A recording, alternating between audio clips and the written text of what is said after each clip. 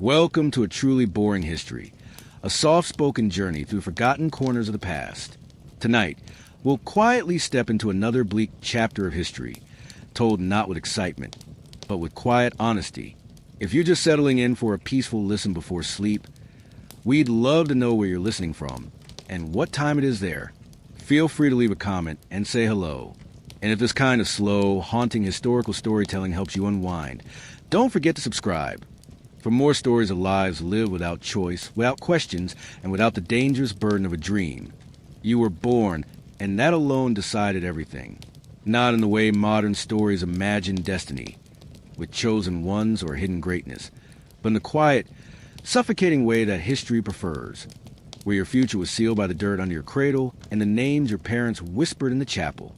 If you were born to a blacksmith, you would learn the weight of iron before the weight of choice. If your father farmed rye on rented land, your hands would soon grow callous beside his, long before you understood what rye even was. And if you were born a woman, your name was already stitched invisibly into a stranger's household, given, not kept. There was no decision to be made, no moment where someone asked you what you loved. You were not guided toward potential. You were placed into expectation. Every adult around you had long since surrendered their own questions, and they would not allow yours to grow too loud. You could not become something else. Not a painter, not a scholar, not a knight, unless your birth allowed it, unless the path was already carved, wide and stable, by those who came before you. And even then, the walls of duty pressing on both sides. You might have looked up at the stars once, maybe twice. You might have wondered why you were here.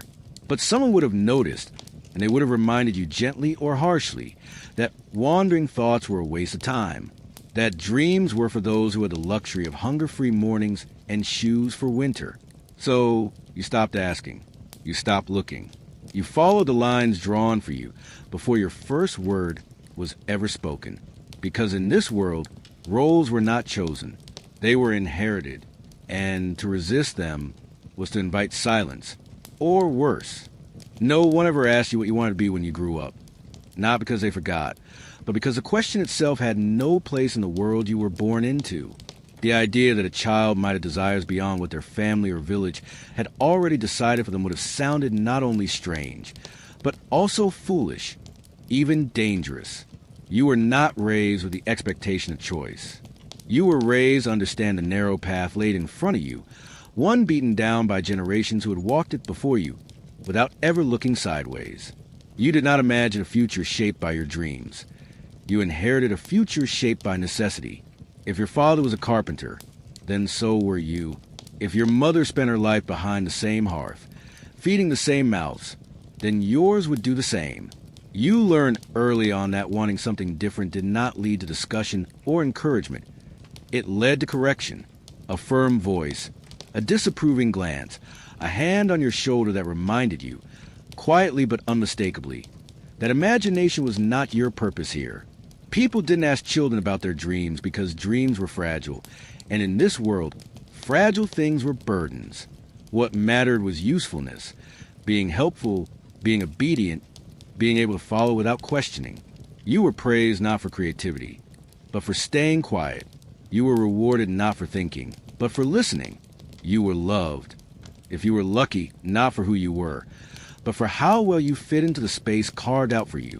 And so, over time, you stopped imagining what could be and started surviving what already was. You stopped forming questions and started memorizing answers. The world around you became a pattern you dared not break. Not because you couldn't, but because you knew what happened to those who tried. Those who spoke of strange ideas, of new lives, of distant lands. They didn't last long. Some were punished. Others simply disappeared into the silence that swallowed anyone who didn't belong. So you stayed where you were. You followed the rhythm. You became what they needed you to be. And you never, not even once, said out loud what you might have wanted instead. Before you could form your own thoughts.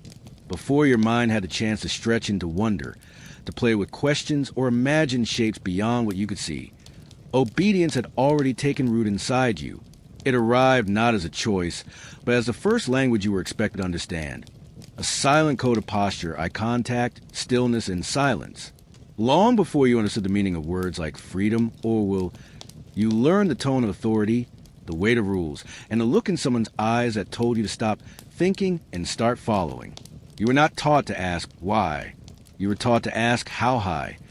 Your earliest lessons were not stories or games, but small acts of compliance. Sit still, don't speak, do as I say. Your first victories were not measured in discovery, but in how quickly you learned to stay out of the way. The less you needed, the more they praised you. The quieter you were, the safer it felt. And so, your thoughts, those fragile beginnings of your own voice, were slowly reshaped, bent to fit into a world that had no interest in what made you different. It wasn't done with cruelty, not always. Sometimes it was done with a smile, a nod of approval, a warm blanket of tradition. But underneath all was a truth so ordinary it didn't even feel cruel. In this place, thinking for yourself meant stepping outside the line, and stepping outside the line was dangerous. There were no heroes here who broke the rules. The stories you were told were saints who submitted, martyrs who suffered, laborers who never questioned, and children who grew into the same shoes worn by their parents. Imagination was something that might be tolerated in a noble's library, but in your life, it was excess, unnecessary, indulgent, suspicious. So, you learned to suppress the spark before it lit anything too bright. You trained yourself to anticipate orders, to nod before being asked, to hear instruction louder than intuition. Your thoughts became shaped by what others expected you to do, to believe, to become. And by the time you could even begin to notice it, the process was complete. You didn't forget how to think. You simply learned that it wasn't useful to do so. From the moment you learned how to clasp your hands and lower your gaze, you were given prayers to repeat. Not to understand, not to question, not even to feel, but simply to recite. These were not the stirrings of your own spirit. No, the quiet voice that sometimes rose in your chest when you stared out at the sky.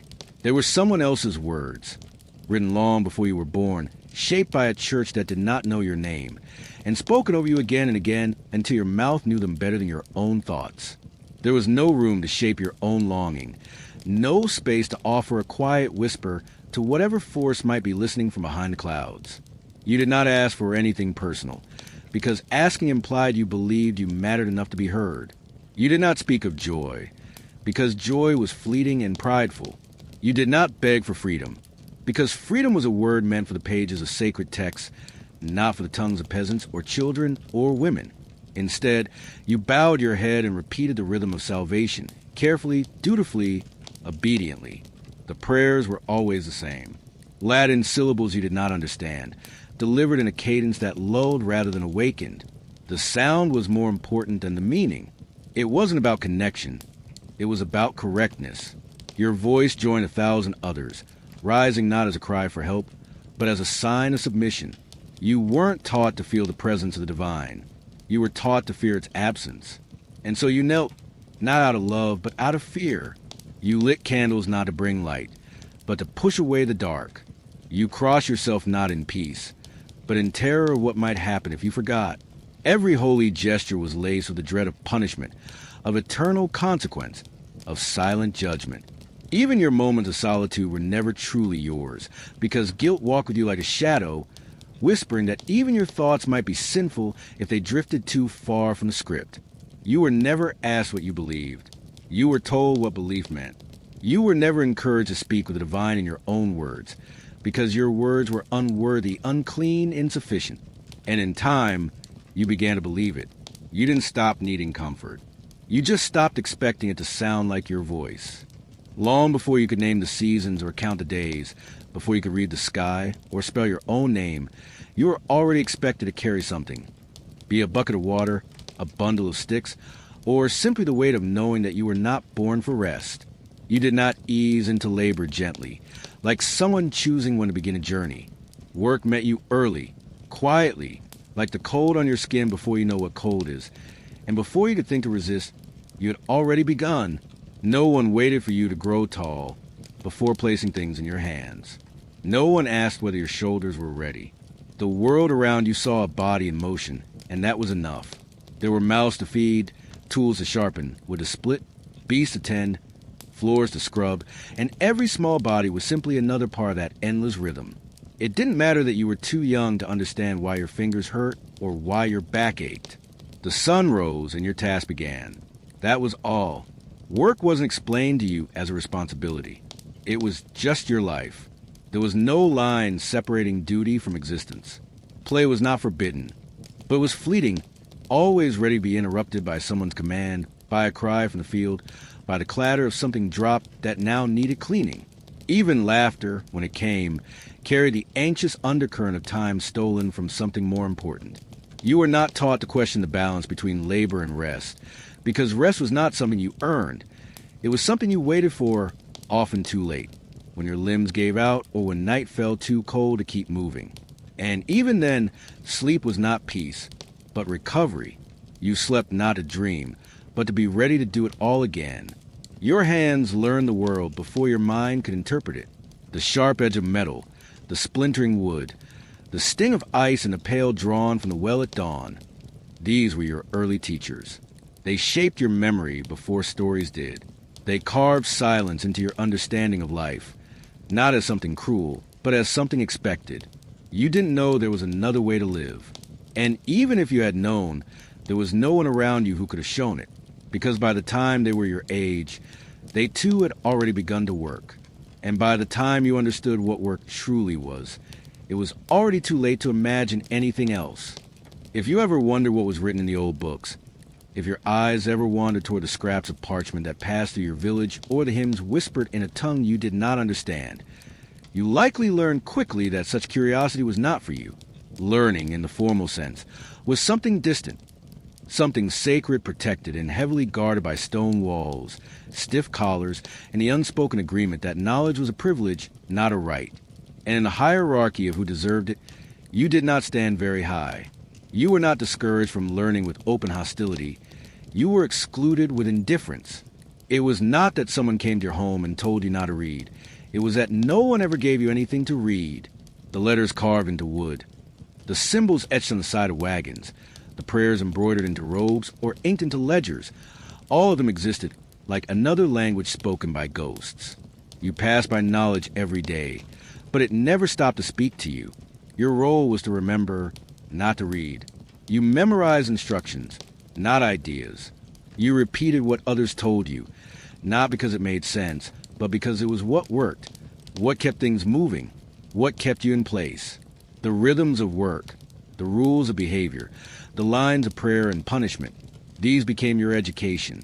They were passed to you not in classrooms, but in glances, in gestures, in tired voices that had no time for questions.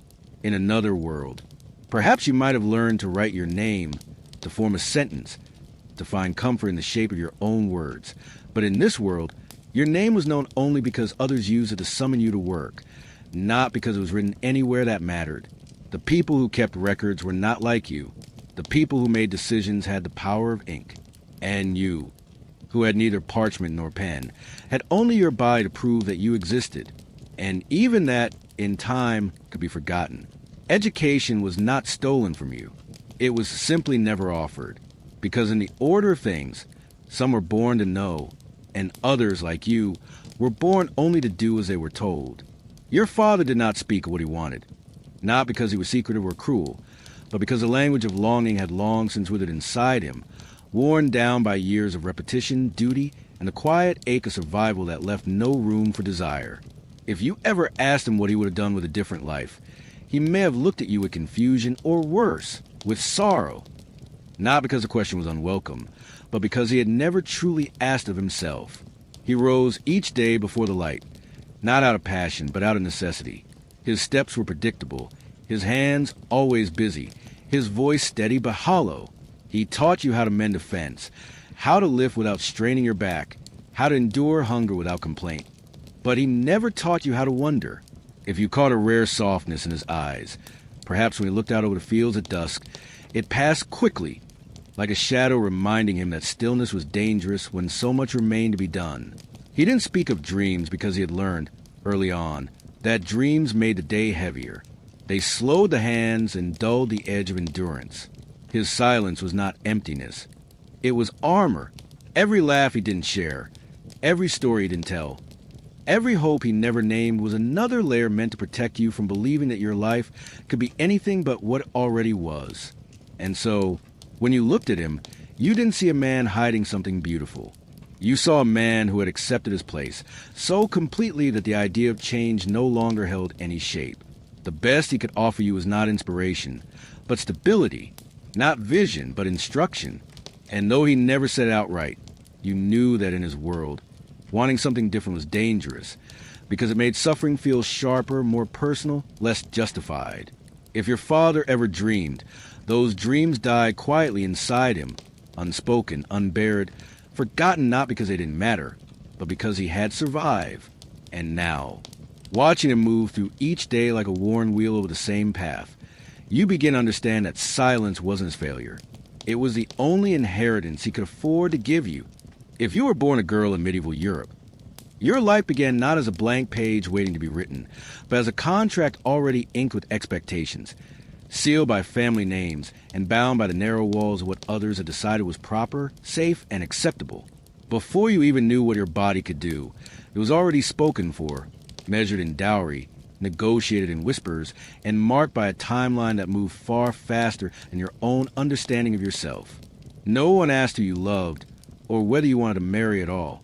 Love, as it was imagined in stories, was something reserved for nobility, and even then, it was more ornament than foundation, decorative, not decisive.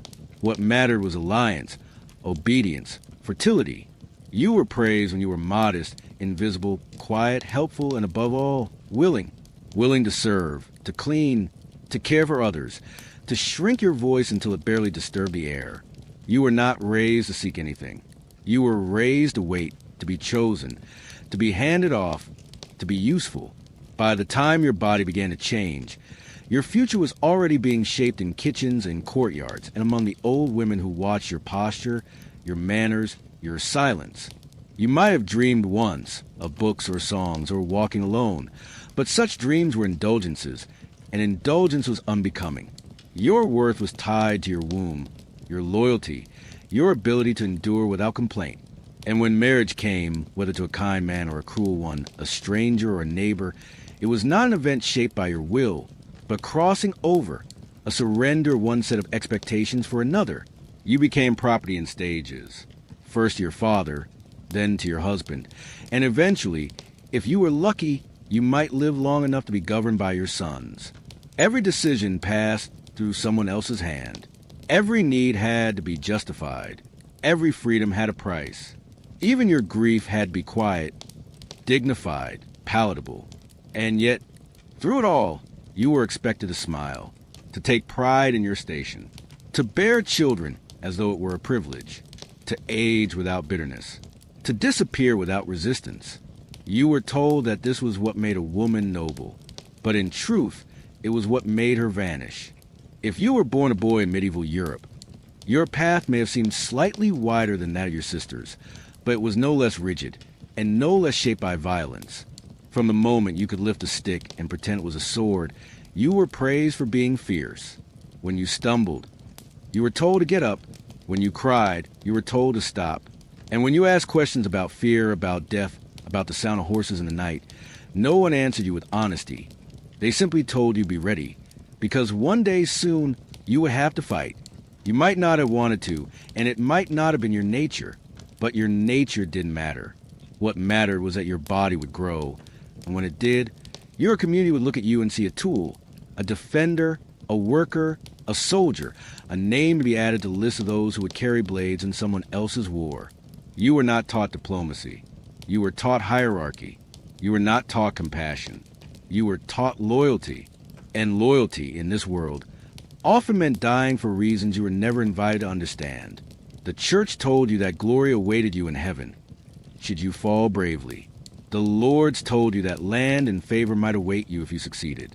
But the truth, the quiet truth spoken only behind doors or between men too old to fight anymore, was that war rarely gave anything back. If you returned at all, it was with fewer friends, fewer limbs, and a silence behind your eyes that no feast or song could fill.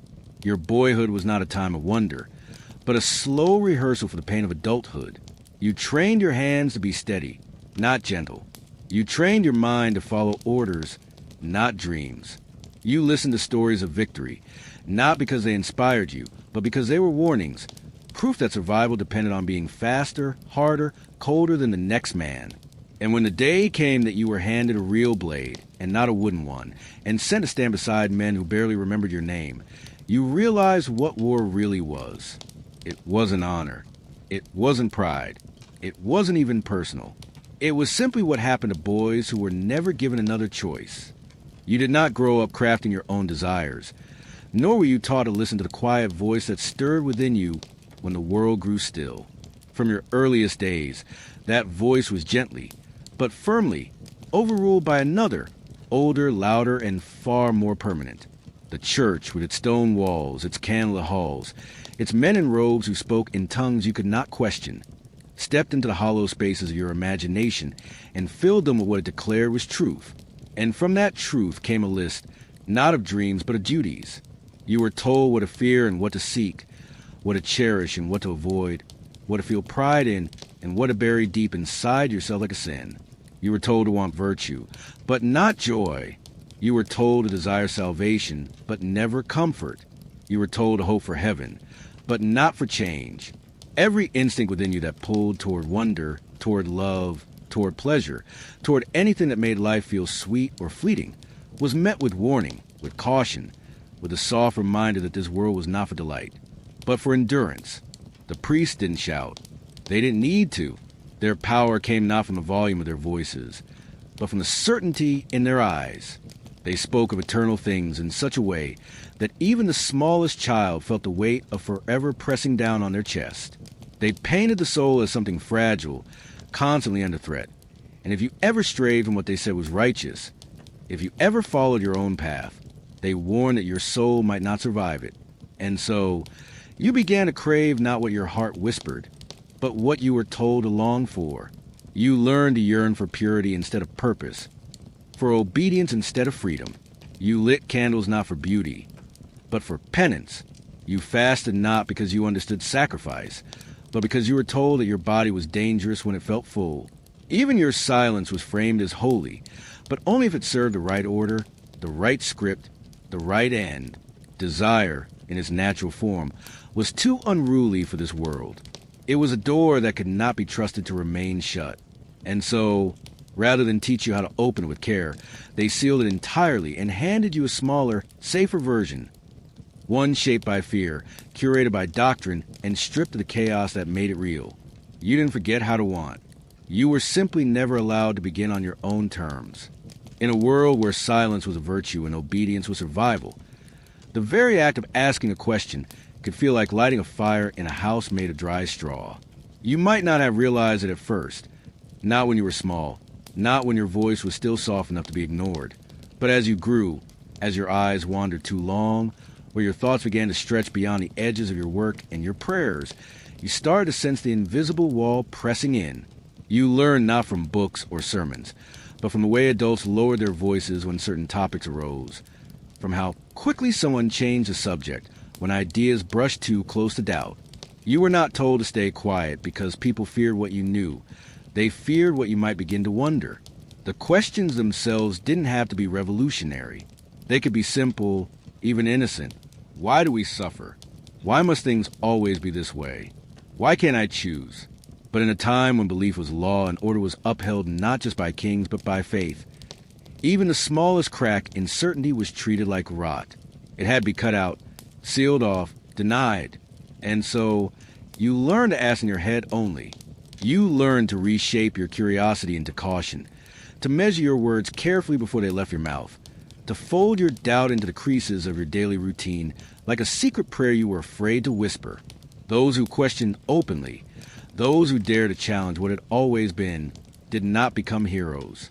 They became warnings. You heard their names once, maybe twice, followed by stories of fire, exile, silence. You were told they were dangerous, but no one explained why. And that silence was its own kind of answer. Even your own family, the ones who loved in the ways they could, would have discouraged your questions, not out of cruelty, but out of fear. They had lived long enough to know that comfort was fragile, and that the wrong word spoken at the wrong time could unravel everything. They did not want you to suffer for your thinking, and so they taught you not to think aloud. In time, you stopped asking, not because the questions vanished, but because the world around you had made it clear that some thoughts were too heavy for your shoulders, too dangerous for your tongue, and too alone to be carried without consequence. And in that stillness, you learn what every quiet child in a quiet village eventually understands, that the most dangerous thing you could do is not to speak against power, but to simply wonder what would feel like to be free. Whatever flickers of imagination you may have had as a child, moments when your thoughts wandered into something beautiful, impossible, or strange, those flickers did not survive the rhythm of your days. They were not beaten out of you through violence or scorn, but smothered gently under the steady weight of responsibility, of repetition, of exhaustion, in a world where survival depended on the labor of every able hand, where seasons dictated what could grow and who might die, where hunger was a presence as familiar as prayer. There was simply no time left over for pretending that anything could be different. From the moment the sun rose, your body belonged to the work ahead. If you were old enough to walk, you were old enough to carry something. If you could lift your head, you could listen to instructions. There were animals to tend, fires to stoke, meals to make, and tools to clean. And in between these tasks, there was no pause for play, not truly. What little rest you were given was not for wandering minds or make-believe worlds, but for gathering enough strength to endure the next day. Even your sleep was shallow, stolen from hours that might have been needed for one more errand, one more prayer, one more act of submission. The stories you were told were not meant to spark creativity. They were warnings, lessons, guidelines for obedience. The saints you heard about did not challenge their roles. They accepted them with quiet grace. The heroes of your culture were not rebels, but martyrs. Your imagination, had it been allowed to live, might have asked where those stories came from, or why they were always the same. But the world around you offered no room for such thoughts. To imagine was to pause. To pause was to fall behind. And to fall behind meant letting others suffer in your place. So instead, you learned to focus your mind not on what could be, but on what must be done. You planned for crops, for rain, for illness. You calculated risk not in dreams, but in distance to water, in number of mouths to feed. You remembered instructions more than you remembered your own reflections. And in that process, slow, unspoken, and inevitable, your ability to imagine withered away not with drama, but with quiet consent. No one took your imagination from you. You simply stopped feeding it, until one day you realized you hadn't thought about something new in years. And by then, the idea of imagining anything at all had become a kind of burden you no longer wished to carry. If ever there were people in your village who dared to dream beyond the life they were given, who spoke too boldly, looked too far, or questioned too openly, you learned not to admire them, but to fear for them. Their presence was brief, often marked by a sudden brightness, a flicker of something unordinary, a song sung too freely, a question asked too plainly, a plan whispered in the wrong ear. And though you may have felt some part of yourself drawn to that light, some quiet part that remembered wanting more, it didn't take long before you saw what always followed. The dreamers were not taken away in chains. Not always. Sometimes they simply disappeared from the rhythm of daily life, quietly pushed to the edges until they no longer belonged. Other times they were mocked, scolded, or pitted, turned into cautionary tales for children who stared too long out the window. And sometimes, rarely but memorably, they were made into examples, accused of pride, of disobedience, of heresy, and punished not for what they had done, but for the possibility of what they might inspire in others. You learned this lesson not from the words of authority, but from the silence that followed after a dreamer had been shamed. Their names stopped being spoken. Their ideas were never mentioned again. And if you asked, even in innocence, the answers you received were cold, clipped, and heavy with warning. Best not be like that. They thought too much. They didn't know their place. And those phrases, repeated often enough, became barriers inside your own mind, fences that grew stronger with time, until eventually you no longer needed to be told not to dream. You understood that safety lay in silence, that to imagine too freely was to put yourself in danger. And so, when a thought began to form in your own mind, one that wondered about a different life, a different future, or even a different version of yourself, You let it fade before it ever reached your lips, because you had seen what happened to those who didn't. And even though you might still remember the way one of them smiled, or the strange beauty of their words, or how their presence once made your world feel briefly larger, you also remember the fear that followed, the sharpness in the air, the way the village closed in around them like a wall. And in the end, it wasn't just that the dreamers were punished. It was that everyone else learned to punish themselves just a little every time they almost became one. There may have been a time, perhaps long ago, when your ancestors sat by a fire and told stories not found in books. Stories of forests that spoke, of mountains that moved, of gods who laughed and wept like people, and of lives shaped by wonder, not fear. But by the time you came into the world, those stories had already begun to fade, slowly replaced by texts too sacred to question, spoken in languages too foreign to understand.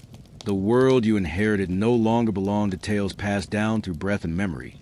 It belonged to scripture, to sermons, to official words sealed in ink and guarded by men who decided what counted as truth.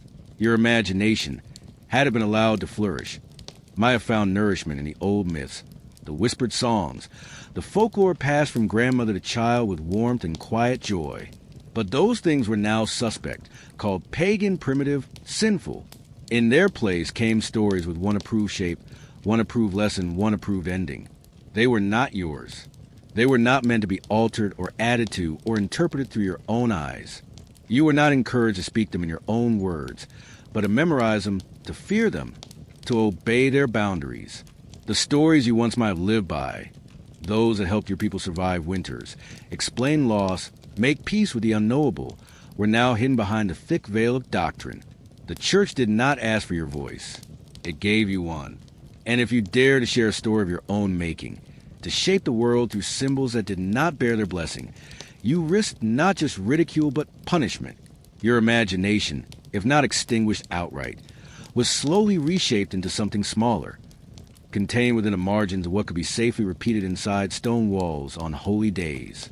And even in moments of grief or celebration, where stories once softened the pain or brightened the darkness, you were handed verses, psalms, rules, never reflections. You weren't given space to make meaning. You were told what the meaning had always been, and that it could not, should not, would not change. So you stopped making stories. You stopped passing them down. You folded your voice into someone else's narrative and told yourself it was enough, because the stories you came from were no longer welcome, and the stories you might have written were never even allowed to begin. You may have been born with something, nimble hands that move with grace, a voice that could calm a crying child or carry a tune across a cold courtyard, a mind that solved problems before others even noticed them.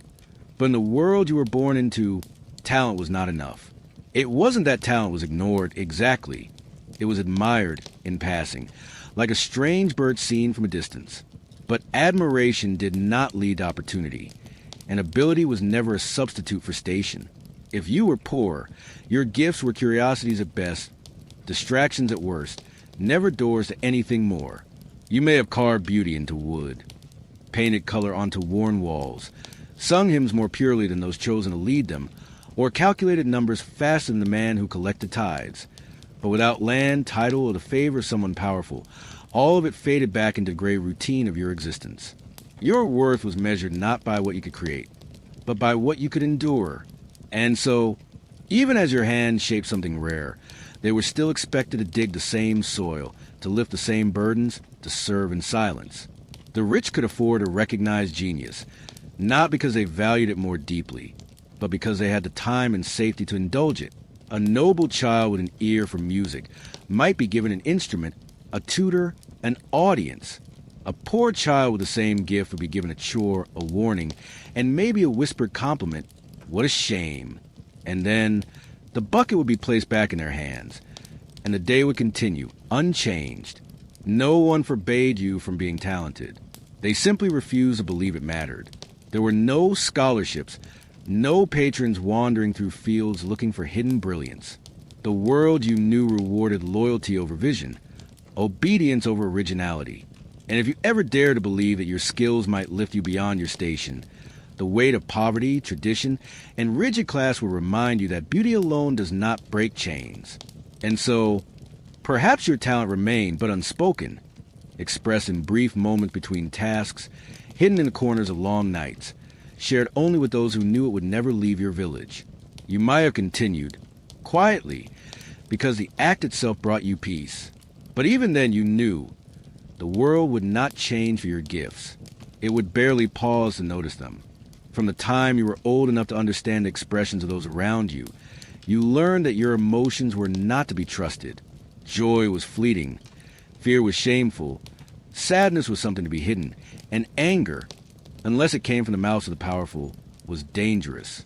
In the rhythms of your life, shaped by labor, repetition, hunger, and survival, there was simply no space for the luxury of feeling too much. And so, when the tremble of grief or the rush of wonder began to rise in your chest, you were taught, not always through cruelty, but often through quiet dismissal, that it was better to suppress than to express. You watched your father bury his pain beneath silence, your mother hide her exhaustion behind ritual. The old men did not cry, and the young boys were told not to. Even tenderness had to be measured, kept private, parceled out in brief gestures that disappeared as quickly as they came. Public emotion was a risk, a crack in the structure of obedience and order. If you wept too freely, you drew attention. If you questioned too openly, you invited rebuke. And if you showed too much softness, you were marked as unreliable, fragile, less than. So you learned to guard your feelings behind stillness, to swallow your sorrow before it reached your throat, to smile only when it served a purpose, and to bury your doubts beneath layers of practiced indifference. You weren't taught how to understand your emotions, let alone speak them aloud. No one asked what you were carrying inside, because they were all carrying something of their own, and survival required that everyone pretend those burdens didn't exist. Even in moments of deep loss, you were expected to keep your composure, to show respect through silence rather than vulnerability. A funeral was not a space for lament, but for reverence. A disappointment was not to be named, only endured. And if you felt love, truly felt it, you learned to express it through labor, sacrifice, or absence, not through words and never through need. Over time, the space where your feelings might have lived began to shrink, not because you no longer had them, but because you stopped believing they had anywhere to go. And so they stayed inside you, quiet and unresolved, until they became as much a part of you as your name. You did not forget how to feel. You simply learned that feeling was not safe. It wasn't that you were chained to the village where you were born, or locked inside your family's house, or forbidden by law to cross the boundaries of your small, narrow world. But the idea of leaving, of walking away from everything that had been set in place long before your first breath, was so foreign, so unimaginable, that it simply never occurred to you as something real people did. No one told you that the road led anywhere worth going, and no one spoke of other places as opportunities, only as dangers. And so, without iron bars or guarded gates, you remained convinced, through repetition more than threat, that this life was the only one available to you. The map of your world was drawn in habit, in harvest cycles, in footsteps worn into the earth between your home and the field, the well, the church. Even if you had glimpsed a traveler once, with strange words and distant eyes, they passed through like a ghost, a reminder that other lives existed, but not lives for people like you. You didn't ask where they were going, and if you did, the answers were vague, dismissive. Know where you need to be, places full of trouble, no better than here. And maybe they believed it. Maybe they said it because they themselves had once asked, and had been silenced in the same way.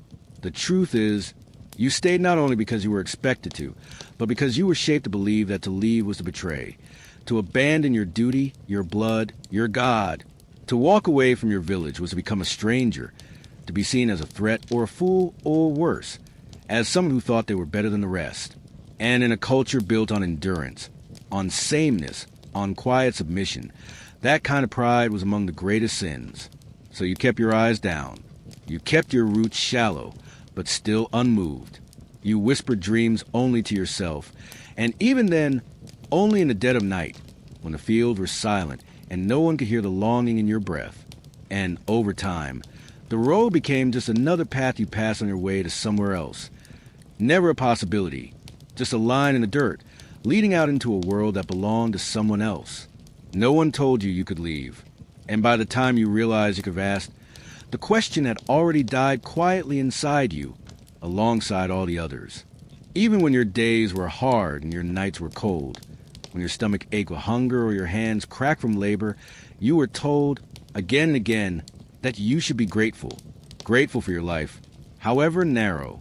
Grateful for your bread, however stale. Grateful for your roof, however leaky. Gratitude wasn't presented as a comfort, but as a requirement, a shield against complaint, a wall against longing. To suffer and still say thank you was framed not only as noble, but as necessary. Anything less was sin, pride, or weakness. You were taught this not through lectures, but through example. You watched others, older than you, wearier than you, smile through loss, nod through disappointment, bow through injustice. You learned that gratitude was not the result of abundance, but the performance of submission. You were expected to be thankful for whatever you were given, even if it wasn't enough, and especially if it wasn't what you needed. And if you dare to ask for more, not just in food or coin, but in fairness, in kindness, in dignity, the response was swift and simple. You should be thankful you have anything at all. So you folded your desire beneath the cloth of humility. You learned to say thank you when someone gave you less than you deserved.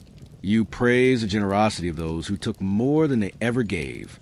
You trained your voice to rise in gratitude even when your spirit felt crushed beneath the weight of expectation.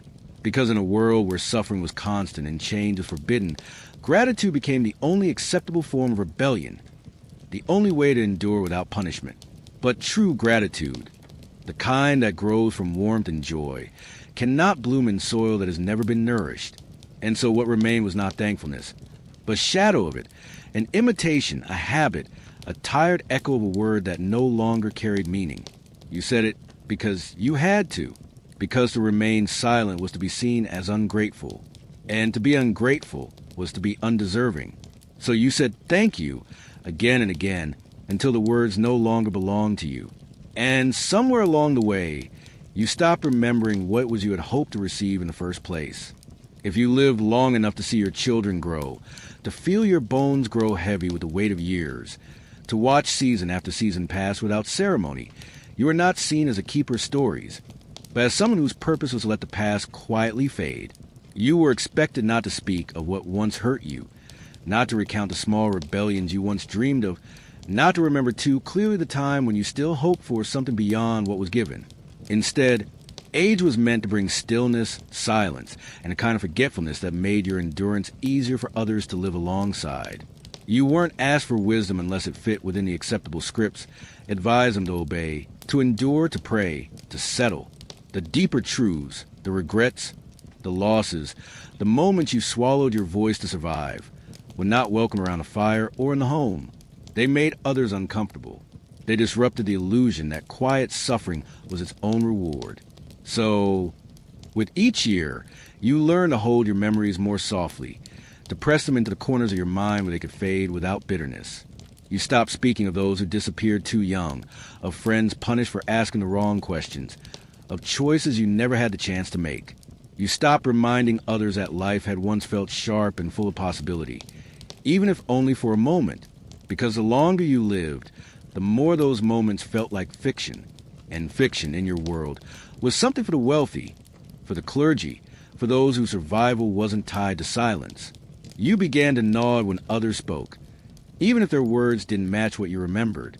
You smiled when the young repeated lessons you knew were incomplete. You blessed unions that mirror the same quiet misery you once survived. And in time, you became the elder who had always been there, always agreed, always endured. The person you had once been, the one who questioned, who wept, who imagined, was buried not in a grave, but in forgetfulness, a slow erasure, a willing surrender. Because if you lived long enough, you learned that remembering too clearly was not only painful, it was unwelcome. At the end of your long and quiet life, after the work was done, after the children were grown, after the small house had known years of breath and loss and quiet prayers, you were expected to look back at it all and call it a blessing, not because it had been gentle or kind or chosen, but because to speak otherwise would be seen as ungrateful, unholy, or worse, unwise. You were supposed to smile at the hardship, nod at the silence, and dress your exhaustion in the language of grace. People would sit near you, not to hear your doubts, but to be reminded that suffering could be beautiful if endured long enough. You were supposed to forget the hunger that sharpened your bones in childhood, the fear that lived in the walls during your youth, the long nights when no one came to comfort you, and the heavy mornings when the future looked exactly like the past. You were not to speak of how small your world had been, or how tightly your hands had clenched when no one was looking, or how many thoughts you had buried simply to keep going. Instead, you were to give thanks for the breath still in your lungs, for the roof that had not yet collapsed, for the way your life, however narrow, had been spared the worst that might have come. Even if you had never truly been free, even if you had never once chosen your path, even if joy had arrived only in fleeting moments that passed too quickly to hold on to, you were to call it blessed. Even if you had never been asked what you wanted, even if no one had ever listened when you answered, even if the only reward for a lifetime of quiet endurance was the expectation that you would now teach others to do the same. But deep inside, where your voice had lived before it learned to be quiet, there might still be a whisper, a question that never died, a dream that never rotted, a memory of something warmer, freer, truer than the life you were given. And though you might never speak it aloud, though you might smile when they call you content, some part you would always know you were never blessed. You were simply told to say that you were.